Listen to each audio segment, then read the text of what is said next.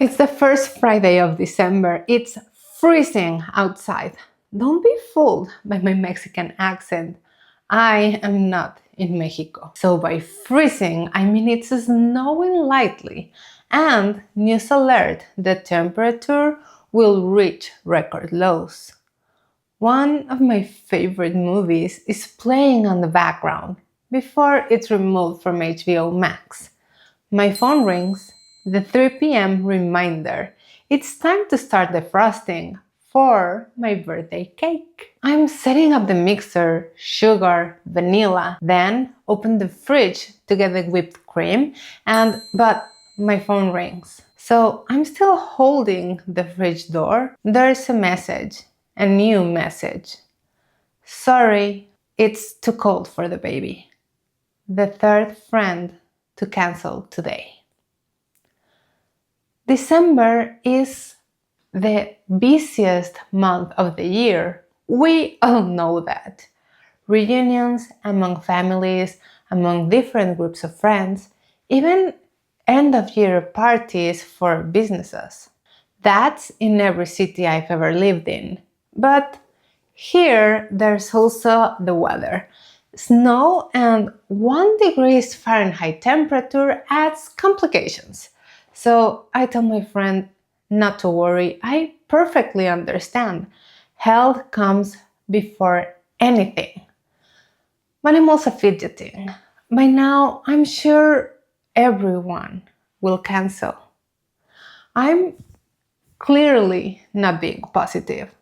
So I wonder, if they come, will they actually want to be there? Memories rush in as I finally close the fridge door. The feeling of loneliness instantly crawls up from the pit of my stomach to the crown of my head. The lack of sun and night falling at 5 p.m. have me feeling a tad more sensitive than usual. But I can't only blame the weather and the season.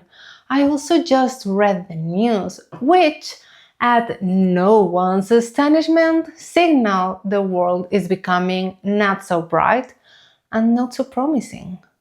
I think of shelterless people, the life outside a heated home.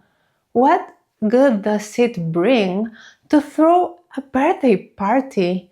Is it even worth it to ask people to take time from their Friday afternoon to sing me happy birthday?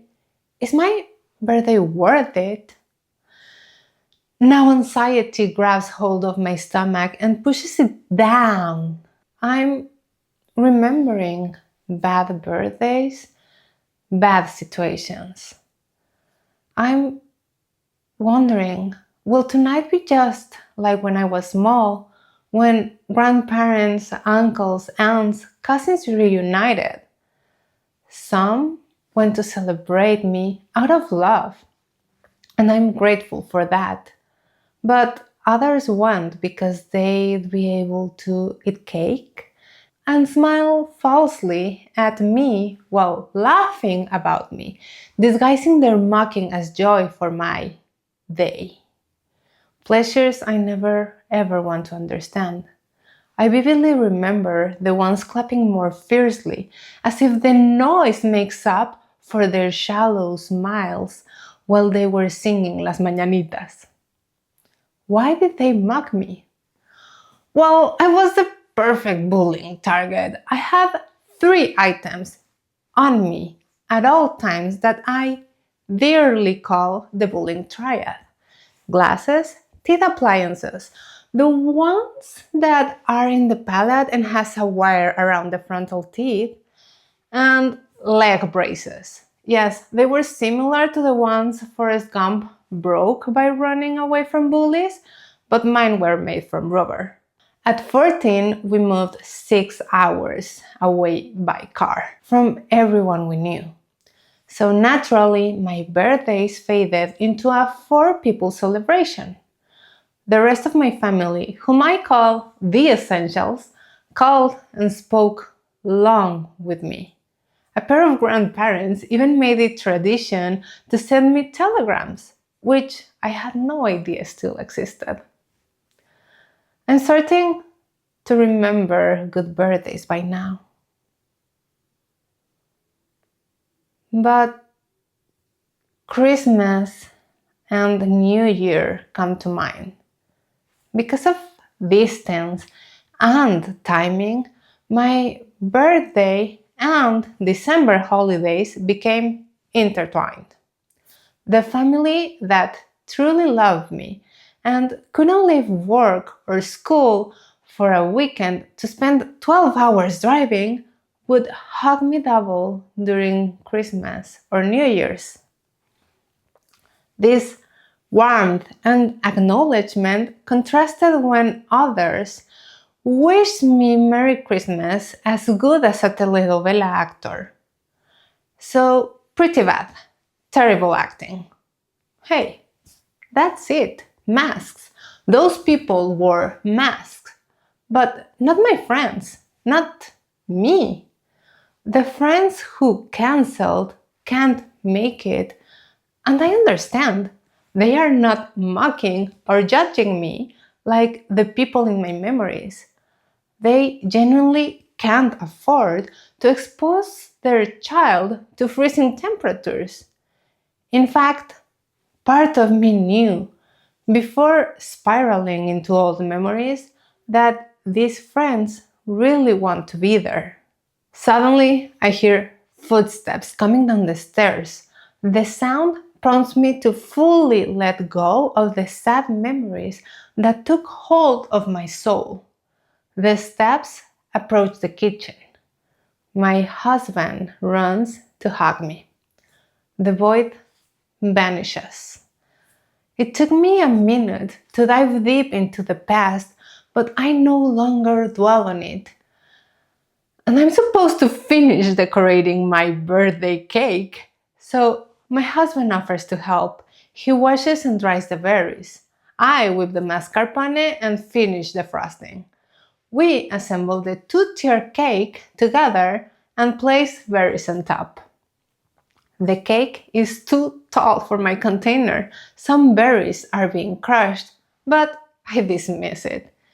It tastes really good. At 5:45, now showered, presentable, cake and snacks placed in the trunk, we arrived to the brewery where I reserved 2 tables. I really like the sound of this word, brewery. I feel like I'm glossing over it. We set up some snacks, order a cider for me, and a beer for my husband. It's 6:15 and it's still my husband and I alone. He asked me for my phone and jokes it's grounded because I keep glancing at it. He says, they are all Mexas, Mexicanos. We are known by unpunctuality. I point at the cake and joke. No, if no one comes, I'll have more cake. Yay! 15 more minutes go through. We've gone halfway through a small bowl of crunchy Cheetos when I hear the ringing of a notification in my phone. The little voice I buried earlier creeps out. It tells me to expect the fourth cancellation. But no, a friend explains they'll be late because of a traffic jam. I think they are coming and smile. Immediately after, a call comes through. A friend can't find the place among the street of restaurants. I'm giving her directions when someone taps on my shoulder and shouts, "Happy birthday." One by one, my friends arrive. One who had cancelled even arrived later on in the evening after getting her babies to sleep. The fears that manifested at 3 p.m. are proven invalid. Those are the fears of the little kid I was. Previous experiences don't have to haunt or present. I decide how strong I let them grab me, but also when to let go of them. Now, those people serve only as a reminder. A reminder to choose wisely who I give my time to, but also make their time with me be a good one. I am now surrounded by the people I've chosen. They are not the people from my childhood. They are the ones who I've come to care for in this new city I live in, and who have been here for a talk, for a joke, for a meal, a dessert. The three people, my parents and brother, who celebrated alone with me for years, are now 2,000 miles away. The other family members who couldn't but wanted to make the 12-hour road trip are even farther away. Some of them are even beginning to forget me, but they love me. A small inner voice reminds me that all of my friends here don't have blood relatives nearby, most even in the country. They are people who also miss family that lives far away, who also can't always travel to visit them, who celebrate birthdays differently since moving so far from everyone they knew. We keep each other company, we empathize, we laugh, cry, and celebrate together. So we are part of a chosen family. There's nothing more important than family, like Toretto says. I made this video because I know birthdays and holidays can be tough. They are a different kind of difficult when you've moved to a different city or country by yourself or with your partner. I'm proof that a person who's not big at socializing can make friends.